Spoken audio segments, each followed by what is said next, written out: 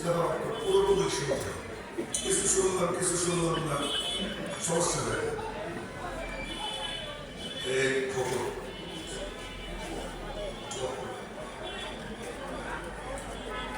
এই জন্য সবার মনোযোগ আকর্ষণ করবে। দেখেন যে কৃষ্ণ বলবো তার আগে অন্য একটা কথা বলি, সেটা হলো আমাদের সবচেয়ে বড় অযোগ্যতা অমনোযোগী হওয়া, আর সাহাবা ইকরামের সবচেয়ে বড় যোগ্যতা ছিল তাদের মনোযোগ ছিল। এই মনোযোগের কারণে নবীজির জামানায় একদিন কোরআন শরীফ ছিল না, নবীজির 23 বছর একদিন কোরআন শরীফ ছিল না, কিন্তু কোরআন শরীফ যতটুকু নাজিল হইত ওই পুরোটুকু সব সাহাবীরা হাফেজ ছিল। কথাটা মনে বুঝে আসে না যে লিখিত কোন কোরআন শরীফ ছিল না, কিন্তু সাহাবীরা সবাই যতটুকু নাজিল হইত অতটুকু কোরআনের হাফেজ সব সাহাবী ছিল। তো সুবহানাল্লাহ বলতে কোনো সমস্যা আছে না? বলে বলে সবাই মিলে সুবহানাল্লাহ। কেউ কেউ মনে করতেছে বলে ফেরিয়ে যাবো কিনা, কিন্তু বলেন না জোরে সোরে সুবহানাল্লাহ।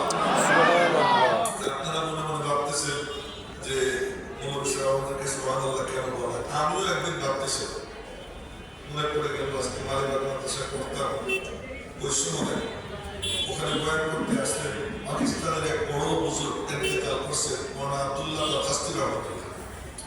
হাফেজ হাদিস ছিলেন, এই হাফেজদের সব কিতাব মুখস্থ, শুধু কোরআন শরীফ।